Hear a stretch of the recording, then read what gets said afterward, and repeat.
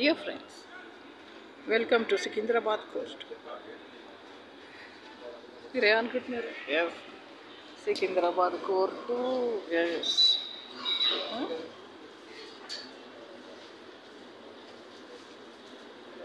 Secunderabad Court too.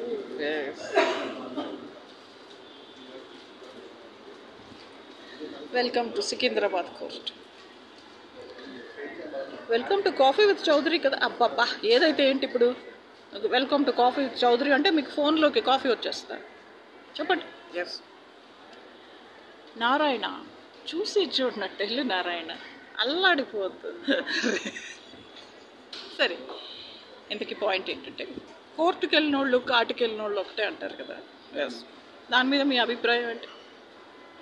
Actually కొంచెం కాటికి వెళ్ళినోడే best, వాడి పనే రైట్ కోర్టుకి వెళ్ళినోడు కంటే.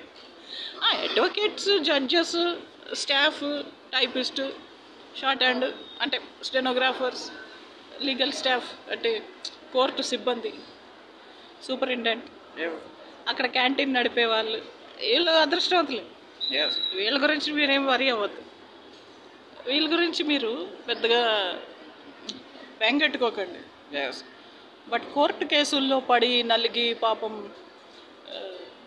చివరికి ఏమీ రాదు, కోర్టులో న్యాయం దొరకదు.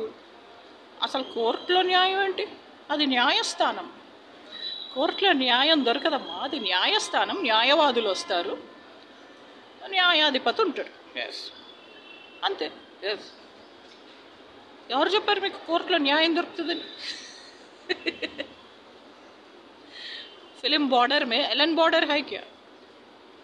బార్డర్ అని ఒక సినిమా తీశారు, JP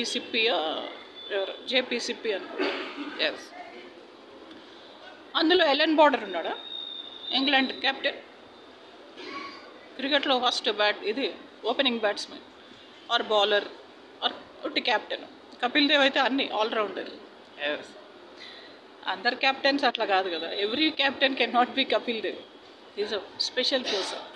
At the age of 19, India's cricket captain. So ఎలా అయితే బార్డర్ అనే సినిమాలో ఎలన్ బార్డర్ లేడో, న్యాయస్థానంలో న్యాయం ఏమి ఉండదు.